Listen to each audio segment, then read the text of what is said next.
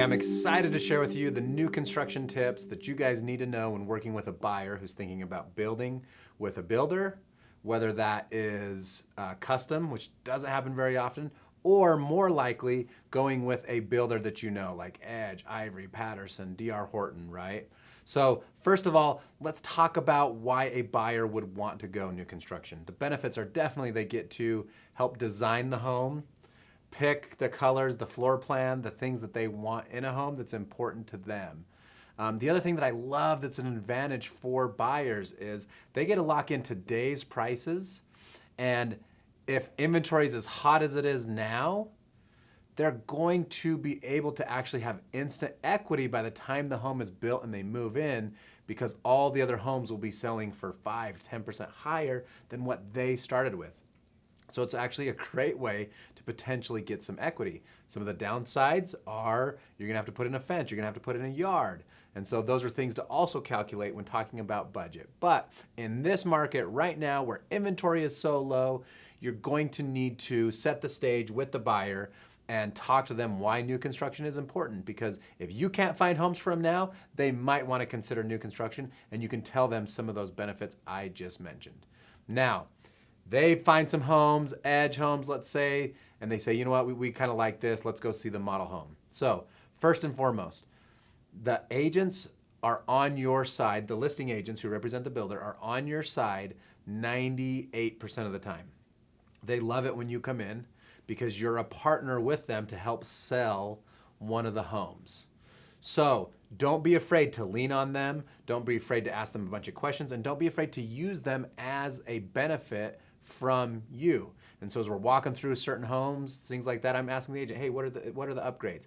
How many upgrades are in this home? What is that an upgrade? Is that an upgrade? What is the average buyer putting in upgrades, right? Pick their brain, let them answer the questions, and it makes you look really, really awesome. So I'm there with my buyer, we're at the model home, we're going through some of these things. The other thing you're gonna do to set the stage with the buyer is why they need representation, okay? So whether this is on the phone or in person, we're gonna go through some things of why they need representation to help them through the process. So first thing is they're going to get pricing up front. So that's our job to walk through and talk about certain upgrades. I asked the builder how much money does the average person spend in upgrades? Does that include the third car garage, right? And whatever they say, I take that a little bit higher because they always tried to undersell you on certain things. One of the things that we do, we talk about a 10% rule. So if your buyer's buying a $40,000 or $400,000 home, it's not uncommon for them to have to put $40,000 in upgrades. And I think in this market, that might be a little bit low. But once they know the upfront pricing, it's so important because there's lot premium fees. There's certain things on there that you really wouldn't expect to be an upgrade. And so the last thing you want your buyer to do is sign a contract with a builder thinking that the price is gonna be around X, only to find out by the time they get to the design center and they're already under contract and they've already sent earnest money that, oh, wait, it's actually gonna be 25 grand higher because they're upselling you on this, this, and this, and we had no clue. I had one buyer was $80,000 higher than what they were quoting us, and they didn't go crazy in the upgrades. Like, it was a little bit deceiving in my opinion on what was told. Okay, next, quality of construction. You can talk to buyers about having someone in their corner that's going, if there's a problem, that's going to fight for them. You see, if they're being represented by the builder's agent's job is to sell that home and they want as little trouble as possible. So I'm not talking about you guys being inspectors on, all the items, but what I'm saying is if there's a problem like the drywall is not to the buyer's standard, or the baseboards seem a little bit off, or the cabinets are scuffed, you can be that middleman to help negotiate and talk to the agent and say, look, they're really not happy. We know that when someone has a negotiator, they always get further in the process and do better. Next, pricing. Not in this market, sometimes in this market, depending on the time of year, sometimes you can ask for a few upgrades. Usually they don't come down in price, but getting those upgrades and incentives are possible. So fill the temperature. If stuff's selling like hotcakes, just tell your buyer, look, let's offer full price. We don't want to lose this. But winter times, sometimes you'll see a little more movement from the builders where they're willing to give more of a discount on pricing. Not to mention, you're trying to price this new build to potentially 2 or 3 other new builds that they might be considering buying. And so we want to know, what is the total all-in price? Which builder are we going to get the most bang for our buck? Okay, preferred lender incentives. This is something that pretty much every builder does. They say, look, if you use our lender, here's a benefit for you. You get a free tile upgrade. You get $2,000 towards your closing costs. So my advice is, we say, okay, great, we're planning on using them, okay?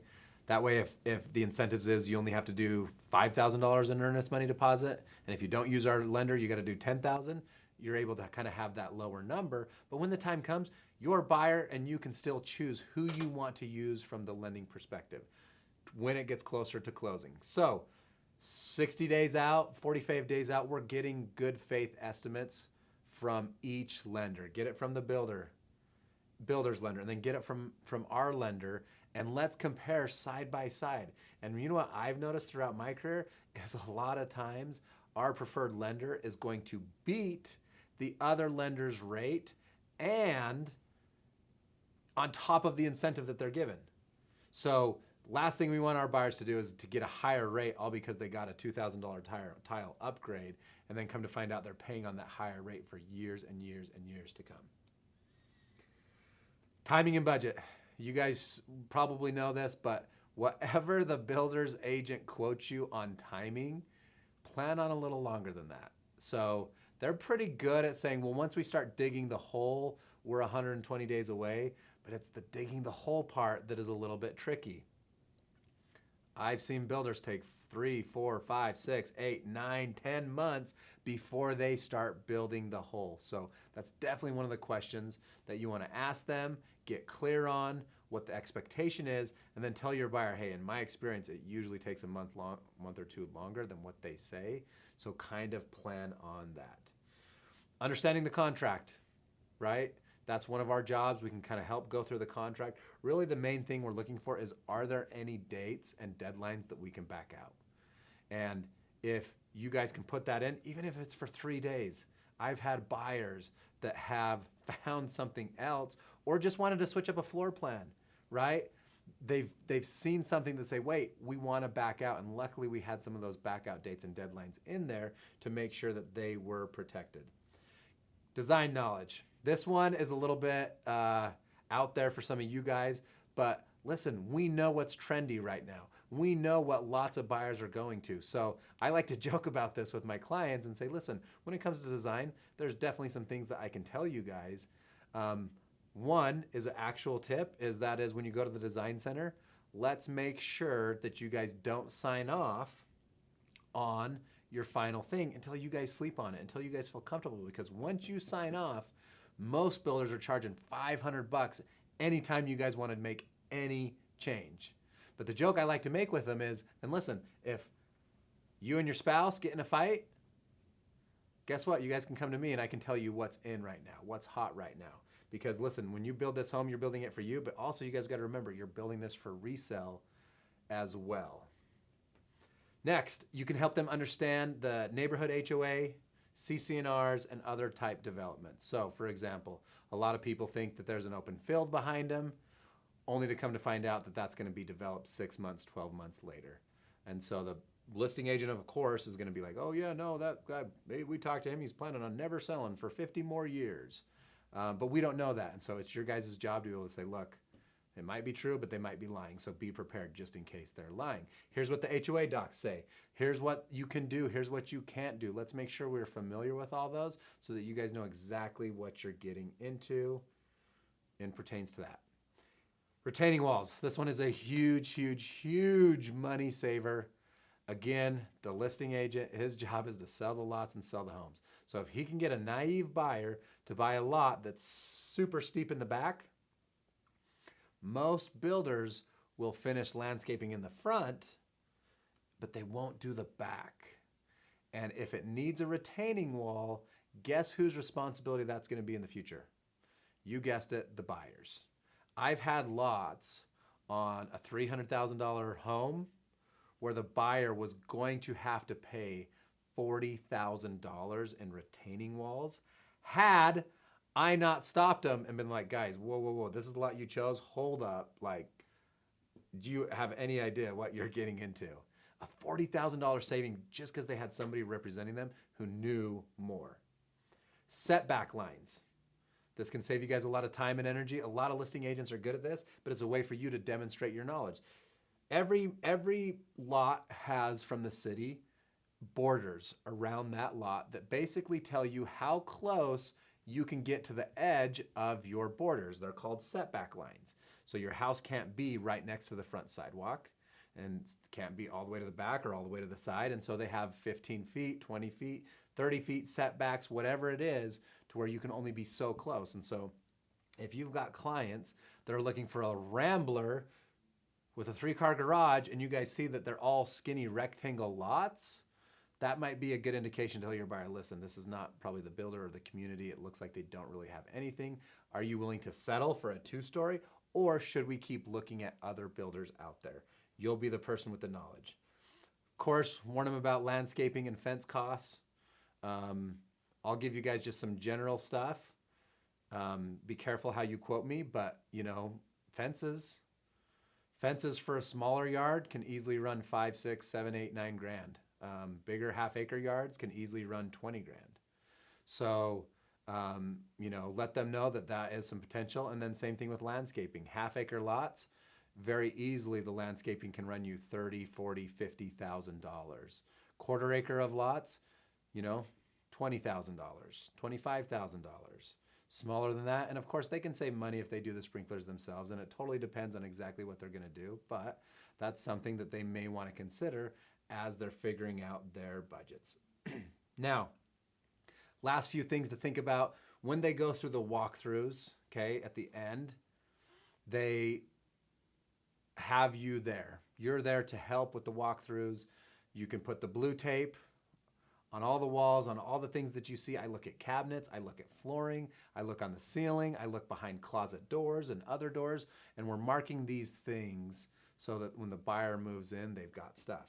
Next, when it comes to defects, listen, we're not trying to rip the house apart or do anything like this, but here's the reality. A lot of builders will say, look, we've got a home warranty on the place, you're gonna be okay, but that only covers certain things. So before we close, let's make sure everyone's happy with the quality of constructions. There are also things that I've caught through inspections and walkthroughs. They didn't have outlets in the right place. They didn't have the shower on the right wall. And so look at some of the details of the plan as you guys are going through and make sure it's got the electrical, the windows, the outlets, the places in the right place, because they absolutely can mess up and put the wrong color, the wrong this, the wrong that, or miss something in your house. Now, last thing, home inspection. Another great reason that they need you guys is you want to offer a home inspection. Builders will say, you don't need one. We have a warranty on the home, so we'll cover it for a year or 5 years or 10 years on structural, and so you're good. But guess what happens? You're good on the 1 year, but you don't see the roof. You don't see the flashings. You don't see the stucco. And so what ends up happening is you start getting water damage. You don't know because you're not up there. You think it's natural. And so you go to sell 7, 8, 9 years from now, and next thing you know, you've got mold, you've got stucco that needs to be replaced, you've got problems with those things. Don't ever think that the city inspector is going to catch those things, because a ton of the times they do not. So what we recommend with our preferred inspector is for around $500, he can come before the house starts getting all the way finished. It's a little past the 4-way when the windows and doors are in and the roofs are in. That's when we want to bring him out. Have him look at those flashings. Have him look at those things that will potentially cause you problems down the road, and make sure. I've seen nail holes. We've got so many things. And then once that's passed off by him, Then, of course, at the very end, you can bring him back as well.